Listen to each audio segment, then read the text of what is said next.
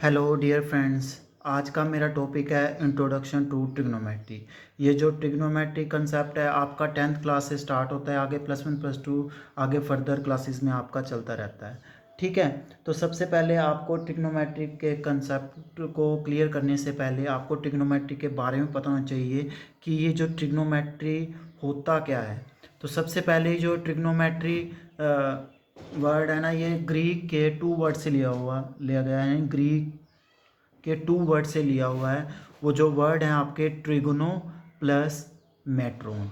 ट्रिगनो मतलब में जो पहले 3 लेटर्स का मीनिंग होता है ट्राई। ट्राई का मतलब होता है 3 और गोन का मतलब होता है साइड।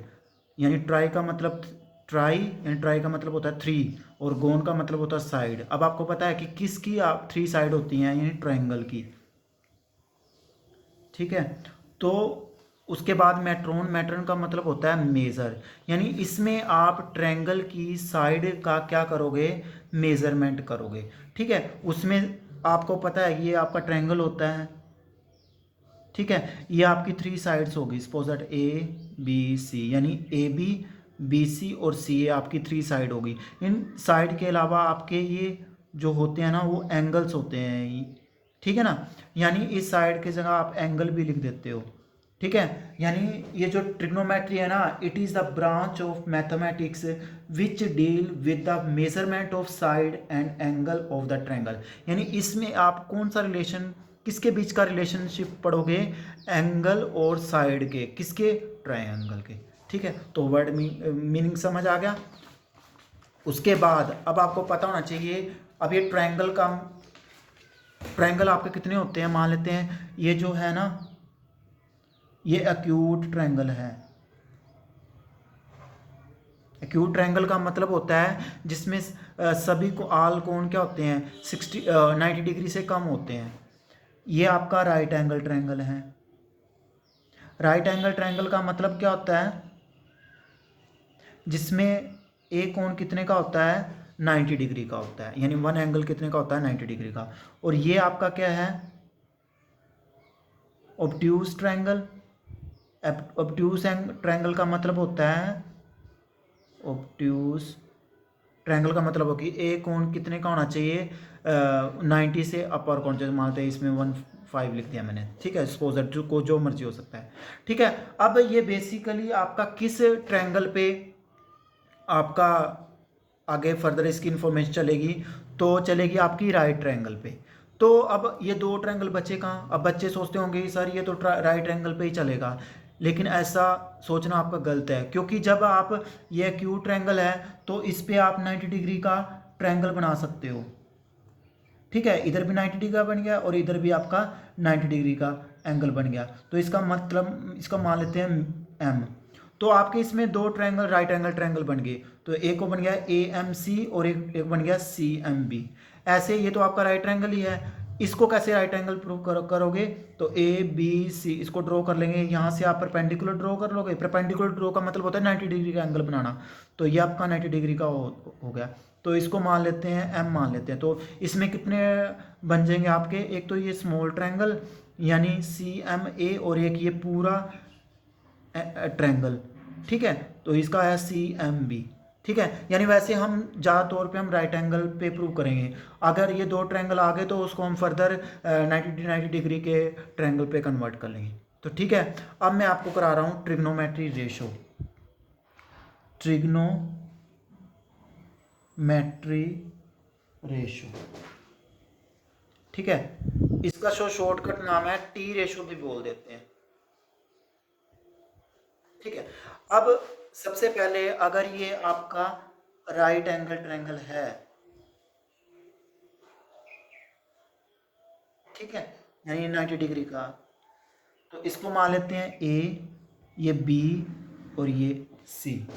सबसे पहले ये जो 90 डिग्री के बिल्कुल अपोजिट साइड का ये होता है हाइपोटेन्यूज। हाइपोटेन्यूस। ठीक है, और बाकी आपके एक होगा बेस और एक होगा परपेंडिकुलर। ठीक है, अगर रेफरेंस एंगल आपने ये सपोज कर लिया, ठीक है, तो बेस आपका ये माना जाएगा और परपेंडिकुलर आपका ये मानना जाएगा। ठीक है, अगर आपने रेफरेंस एंगल ये मान लिया तो बेस आपका ये होगा और परपेंडिकुलर आपका ये होगा। ठीक है, तो बेस, परपेंडिकुलर एंड हाइपोटेन्यूज। तो सबसे पहले हमने बेस का शॉर्टकट नाम रख दिया बी, हाइपोटेन्यूज का एच और परपेंडिकुलर का मतलब पी रख दिया। अब रेशो का मतलब होता है कि इनकी रेशो आप फाइंड आउट कर सकते हो। तो सपोज दैट किसी भी मैथमेटिशियन ने इसकी रेशो को किया, तो सबसे पहले लिख सकते हैं हम P by perpendicular upon hypotenuse, यानी परपेंडिकुलर पी और हाइपोटेन्यूज एच, इसका हम एच बाय पी भी लिख देते हैं। ठीक है, सेकंड है आपका बेस अपॉन में हाइपोटेन्यूज और हाइपोटेन्यूज अपॉन में बेस भी लिख देते हैं। ठीक है, ये और ये है परपेंडिकुलर अपॉन में बेस और बेस अपॉन में परपेंडिकुलर भी हो सकता है। यानी 6 ट्रिग्नोमेट्री ये 6 रेशो बनेगी आपकी। ठीक है, सबसे पहले परपेंडिकुलर अपॉन में हाइपोटेन्यूज, इसका अगर रिवर्स लेते हो तो हाइपोटेन्यूज अपॉन में बेस परपेंडिकुलर आ जाएगा। ये बी अपॉन में एच यानी बेस अपॉन में हाइपोटेन्यूज, हाइपोटेन्यूज अपॉन में बेस, इसका रिवर्स ले लिया। अब परपेंडिकुलर अपॉन में बेस और बेस अपॉन में परपेंडिकुलर। ये अब मैथमेटिशियन ने इनके कुछ नेम रखे। उनका नेम क्या था? सबसे पहले जो नेम था इसका रखा हो उसने साइन। मान लेते हैं ये रेफरेंस एंगल को हमने थीटा का नाम दे दिया। ठीक है, तो ये बन गया आपका साइन ऑफ थीटा। इसका नाम उन्होंने रख दिया मैथमेटिक्स ने कोसिकेंट थीटा। इसका नाम रख दिया उसने कोसाइन ऑफ थीटा और इसका नाम रख दिया उन्होंने सीकेंट थीटा और इसका नाम रख लिया उन्होंने टेंजेंट ऑफ थीटा और इनका नाम रहेगा कोटेंजेंट ऑफ थीटा। ठीक है, अब मैथमेटिक्स ने इनके कुछ एब्रीवेशन रखे हुए हैं। एब्रीवेशन का मतलब होता है कि जैसे मान लेते हैं आप एग्जाम्पल है आपका, उसको हम किससे डिनोट करते हैं? ईजी से डिनोट कर देते हैं। जैसे बिटवीन है, बिटवीन को हम किससे डिनोट करते हैं? B/W। ठीक है ना, तो इनके कुछ शॉर्टकट नेम रखे इन्होंने। मैथमेटिक्स ने इनके पहले 3 वर्ड लिए, तो इसको क्या नाम रखा इसने? Sine theta. ठीक है, इसको इसके 3 वर्ड ले लिए कोस थीटा, इसके 3 लेटर ले लिए तो ये क्या बनेगा आपका? Tangent theta.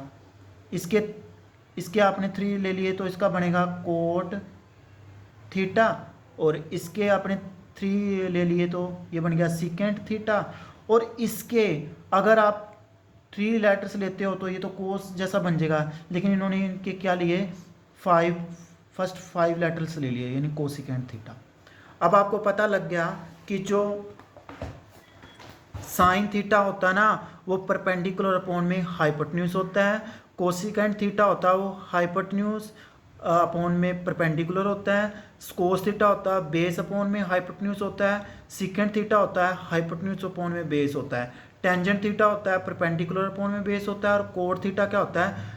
बेस अपॉन में परपेंडिकुलर होता है। तो इससे आपको पता क्या लग गया कि जो साइन है और कोसिकेंट है ये दोनों आपस में रेसिप्रोकल हैं, यानी साइन कोसिकेंट का रेसिप्रोकल है और कोसिकेंट किसका है? रेसिप्रोकल साइन का। लिख सकते हैं साइन किसका रेसिप्रोकल है, यानी साइन थीटा किसका रेसिप्रोकल है? कोसिकेंट थीटा का, या इसको बोल सकते हैं कोसिकेंट थीटा किसका रेसिप्रोकल है? साइन थीटा का। ऐसे अगर सेकंड को देखते हैं कोस थीटा होता है B/H और सीकेंट थीटा होता है H/B, यानी दोनों आपस में क्या होते हैं? रेसिप्रोकल होते हैं। यानी कोस थीटा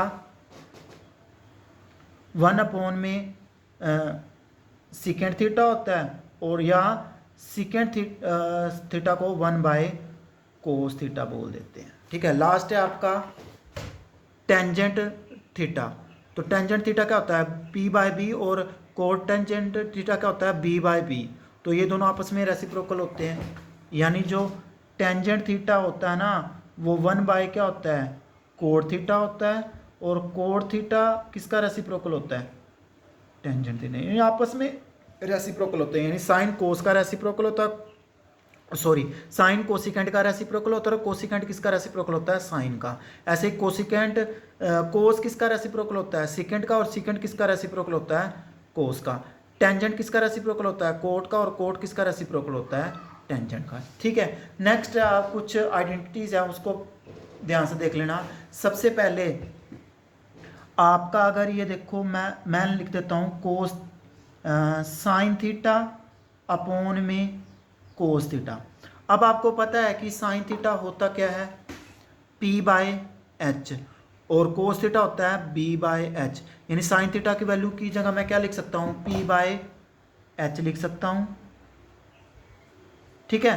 और कोस थीटा की जगह क्या लिख सकता हूँ, B by H, B by H. ये इस एच से ये एच कैंसिल आउट हो गया, क्या रह गया आपका, परपेंडिकुलर अपॉन में बेस। तो देखो आप परपेंडिकुलर अपॉन में बेस आपका क्या होता है, यानी परपेंडिकुलर अपॉन में बेस आपका क्या होता है, टेंजेंट थीटा। ठीक है, ये देखो, यानी परपेंडिकुलर अपॉन में बेस आपका क्या होता है, टेंजेंट थीटा। अगर आपका ये होता कोस थीटा अपॉन में साइन थीटा, इसको हम क्या लिख सकते हैं, कोस थीटा क्या होता है, B बाय एच। ये देखो कोस थीटा होता है आपका B बाय एच, और साइन थीटा होता है P बाय एच। यानी इसका ये होता है B बाय एच, और ये होता है P बाय एच। ये और ये कैंसिल आउट हो गए, तो रह गया आपका B बाय P, और B बाय B को हम क्या बोलते हैं, B बाय P, यानी B by B base upon में परपेंडिकुलर। तो ये किसके इक्वल होता है, कोड थीटा के इक्वल, क्योंकि ये कोड थीटा ही तो है आपका दिया हुआ। ठीक है।